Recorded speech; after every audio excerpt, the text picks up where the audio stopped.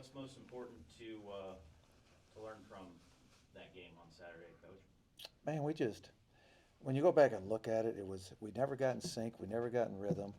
They threw the ball better than we threw the ball, and that was the difference in the game. At the end of the day, we had our opportunities early in the game and didn't take advantage. We're in the red zone twice within our first two series and had the intercept and penalties down in there, and then they converted some of those to points, and we never caught rhythm because even as coming out in the second half, we had a couple turnovers. We were in the red zone, I believe, 3 times at that time, and only came away with the field goals, and they should have been touchdowns. So there's a lot of reasons watching the film, but at the end of the day, they threw the ball better than we did, and that's why we got beat. When you were talking to J-Dub after that one, you mentioned that it just seemed like wide receivers weren't getting open. Do you have more nuance to that after watching the film? There's a lot of that too. We had some drop balls, but at the same time, there was 21 or 22 penalties in this game. Now you go 22 penalties and then throw on top of it all the timeouts for commercials, and you couldn't get anything going, and whatever the reason, the game's over. So you move on and find a way to learn from what you did, or at least correct. I don't know if there's a correction as much as how to call it with what you're up against, or maybe try to swing it, because we tried to swing the momentum on the road, but just couldn't do that as well, because we went for it a couple times and tried to make something happen through play calling, and it never caught fire. Uh, Bringing up all those penalties, do you get to a point where you go to an official, you're like, help me, help you? Like, is there something I can tell my team there's a common thread here as to why all this laundry's on the field? That's probably the most penalized game I've been in. I can believe that I can remember, and for whatever reason, and we can't get into it, but at the same time, they're a part of the game, and when they become a part of the game, then it becomes a conversation. So they're doing the best they can, but at the same time, man, it was when you get in that kind of game, uh, it was hard to do anything. But we should have made our plays in the first quarter and in the third quarter. We had our chances to make the plays to get ahead and swing that game in a different direction, but we didn't. So credit them for what they did, and we didn't perform the way we needed to.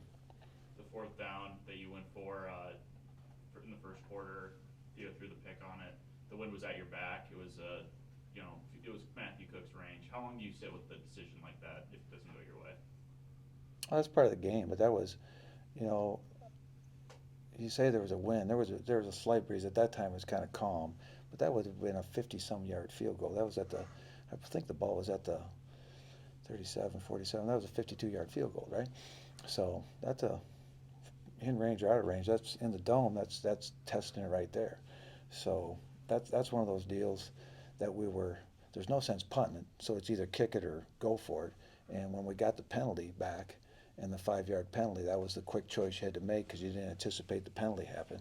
So you're just trying to put yourself in position to win and make something happen, because we could have made something happen there really big and turn that thing around at that time, because it was still early in the game. So I didn't know if it was that big a choice that early in the game, uh, to try to swing the momentum on the road. Matthew had a good game on Saturday. And circumstances a lot of time in a game are going to dictate whether or not you go for those longer field goals, knowing that he can make them.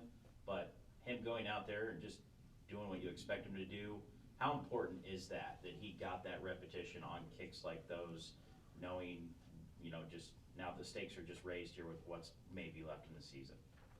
Yeah, no, Matt's consistent. I mean, you cross that 40-yard line, you start thinking about wind, range, how he warmed up, that type of stuff. Because I go out there, I watch him warm up every game.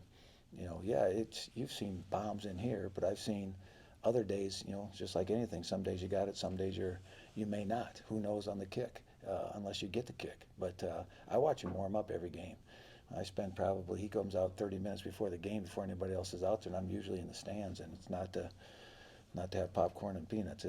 I'm watching him to try to figure out what kind of day he's having, because even in warm-ups for anybody, you tend to get some confidence in what kind of day you're going to have based off part of your warm-up. But I still even in a bad warm-up day, if I've kicked him long field goals because, you know, he has it in him anytime you call on him. That's something you've usually done with kickers? Always. That's why I go out and watch kickers all the time. There's only sometimes I've missed it, and so yeah, a lot of my decisions are based off.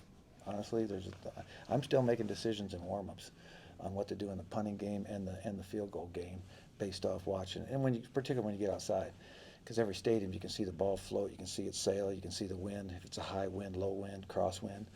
I'm looking for all those things pre-game, just in the warm-up, so I can kind of gauge that decision that's got to be made at the 37-yard line in 3 seconds or less. You know, all those things have been at least looked at before you make that quick choice.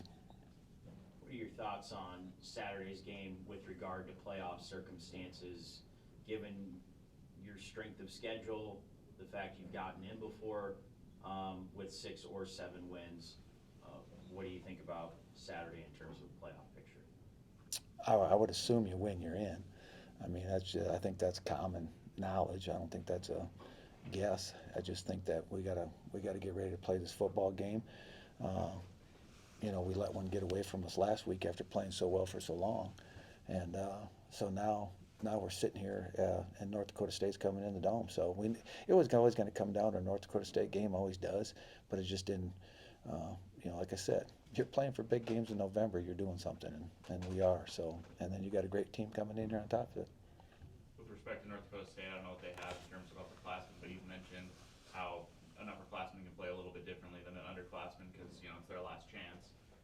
Does that lend itself to your team given the number of upperclassmen starters you have? You would hope that they come out and play the kind of game they want to play in your last outing, but you know, at the same time, I can remember my last outing. I don't remember if it was a great day or not, but listen, we're in position. We got the last game of the season, regular season. We're playing North Dakota State, and it's got playoff implications. I mean, what better situation do you want to be in as a senior or any player on the team? Because it's got implications for them as much as it's got implications for us. So it's quite a football game. What do you see from North Dakota State? Obviously, you know, their record may not have been what it is in seasons past, but they're still good. Oh no, they're a great team. They're a great team. Maybe they got caught off guard. I don't know what happened to them in the games that they got. South Dakota State's really good, so that's one of them. Take that one off the board. So it's the other ones that you're looking at, and we played one of the two, and South Dakota's playing really well. So, I mean, it's the league. I mean, the records in this league are irrelevant until the end, like I've always said for weeks now, because of each team playing home or away, or you know, you got to be so consistent in this league. You not only got to be good, you got to be consistent, and you got to stay healthy. That's always a big part of it. That's probably was the biggest difference for us this year is if we lost a guy, the next guy, the depth there versus maybe other years was a little different. So, you know, there's a lot that comes into stake in November in this league. Records are won, competition all the way through your league play, our top 10 teams, and then the healthier team, you know, which guys happen along the way that you lost, where the critical situations are critical to that position will factor into the records too. So it's the league, so it's nothing new to us or you guys. It is what it is. So you've got to lock and load every week. You mentioned who you have, who you don't have. What's the status of Edwin Dearman and Lane Pryor for this last game? They're still in doubt. Let's put it that way. Yeah, they're still in doubt. You know, and then so is Fletcher. We lost Fletcher too right before last week's game. So we had some things happen off the field as far as some things too, to get some guys nicked up or sick or whatever. So that's where it really gets to be special teams and everything start to play a role in this process of getting ready for the next game. I'm glad you mentioned special teams. I got a special teams question for you.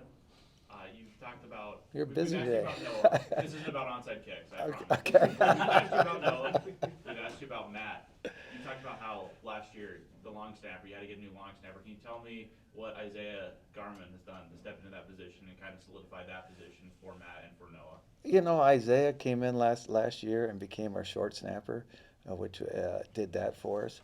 He travels every week, he dresses every week. He gives us the ability that whatever happens, we got a great snapper that can come in and do it. How he works and how he trains is to be the starter. He's been the starter, and but he works at it. I mean, I remember him this summer out there setting up one of those soccer iron steel guys that you put in the ground and for a target. So he's out there practicing. And then I saw him one night when I was going home, and the lights are out in the dome doing the same thing. So he works at it all the time outside of football.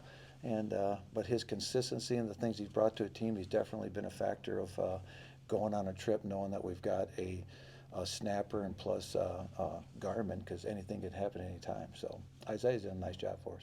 When you have a guy who's putting in the extra work like that, who's not going to get the glory like a Theo or a Sergio, does that put a smile on the coach's face as he's driving home? Well, those are the ones that make it in life, that make a difference. You know, the guys that work behind the scenes with nobody watching and maybe still don't get the stardom on a Saturday afternoon, they're going to do the same thing in the workforce. And their time will come and their recognition will come. Might not be on a football field, but it will be in a business one day. And that's what I see in him. Anybody else? All right, thanks.